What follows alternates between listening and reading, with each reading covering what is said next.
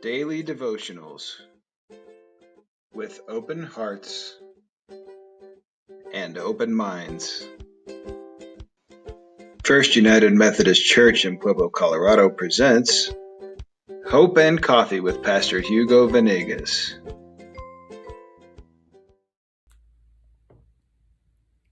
Hi, this is Hugo Venegas. Welcome back to another session of Hope and Coffee. I want to give a special shout out to those cheeseheads in South Pueblo. Hello, cheeseheads! We are continuing to review the 14 Faces of Hope, and today I want to talk about the face of confusion, and we're looking at chapter 11. Remember in Genesis chapter 11, the people are building a tower, they're rebelling against God, and in verse 5 it says here, but the Lord came down and to see the city and the tower that the men were building. The Lord said, if as one people speaking the same language they have begun to do this, then nothing they plan will be impossible for them. Come, let us go down and confuse their language so they will not understand each other.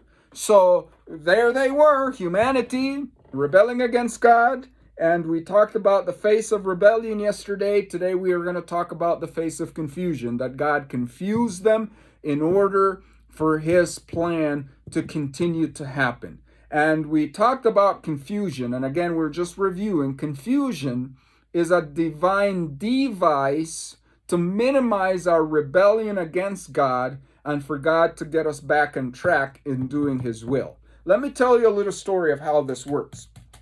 When I was a teenager, I was just on the borderline of becoming a Christian, but I was still involved in the world, still doing crazy things. And then me and a friend, we got together and we made a decision that we were going to meet in the city of Costa Rica. Remember, I grew up in the Caribbean. And then we decided that we were going to meet in the city. And we were up to no good. And we had a rendezvous point where me and this person, we were going to go meet to do evil, to rebel against God. And I showed up and I waited for my friend. I waited.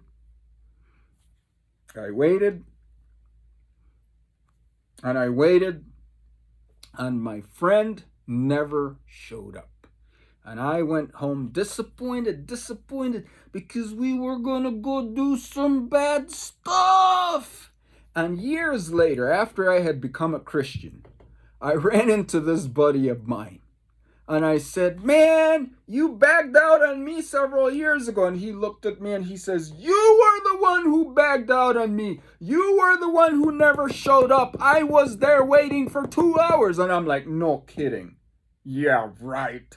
I was there waiting for 1 hour and 45 minutes and you never showed up. He's like, I was there waiting. You were not there. I said, I was there waiting. You were not waiting. And then I'm like, where were you waiting?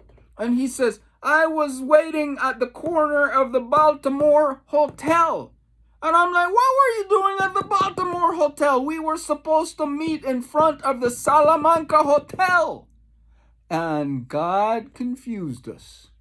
And we were waiting at separate hotels, at corners of separate hotels where we were going to rendezvous and go do mischief in the city. And I look back at that and I said, you know what? God allows us to get our wires crossed. We were confused. And I don't know where I would have been that night. I don't know if we would have been caught, if we would have been arrested. My whole life could have changed with that one crazy teenage mischief that we were going to get ourselves into. And the Lord allowed confusion to come into our lives in order to divert us. Do you know of people who got confused in their business deals, or who forgot to sign a contract, or who showed up at a different building or got a different message, and later they learned that this was God's plan for their lives? Now, I'm going to tell you a sad story. I'm going to tell you a really, really sad story. There was a missionary friend of mine who was a missionary in Colombia.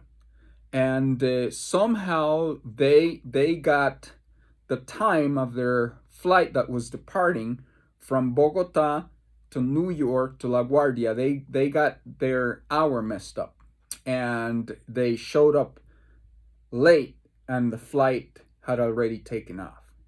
And that was the flight that crashed in New York, and many people died. And as it was landed, it ran out of fuel and then crashed into an open field. And I remember hearing this missionary saying, "It was not my time to go. It was not my time to go. Had I gotten on that flight, I wouldn't be here. So God has a will for me, and I have to make my life count.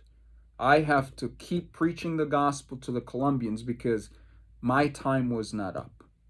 And I know you think, well, what about the people who died on that plane crash? There were some who died and some who survived.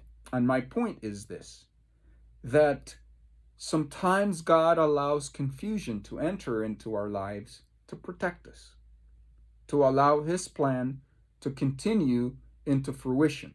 And that's what God did. He confused the people, gave them different languages. They couldn't work, they couldn't build because they could not understand each other.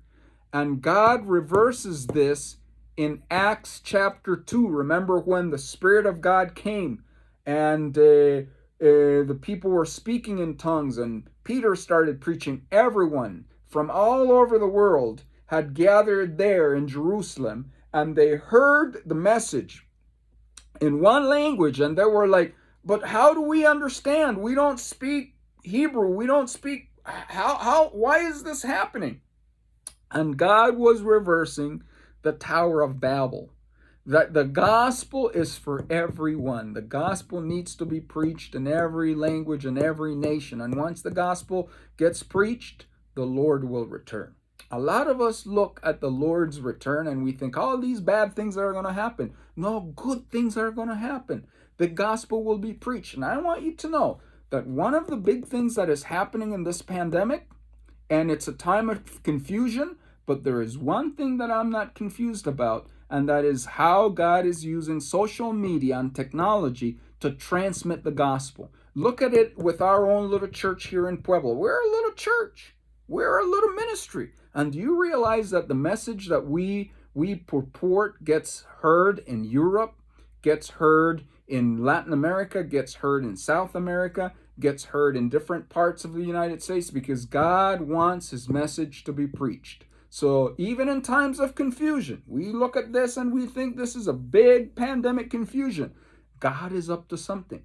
I'm not going to tell you what it is, but if you pay attention, you will see that God is up to something. God is working. Even in the midst of times of confusion, God is at work to spread His message. This is Hugo Venegas from Pueblo, Colorado. God bless you, and don't be confused. God is still on the throne. Blessings, blessings.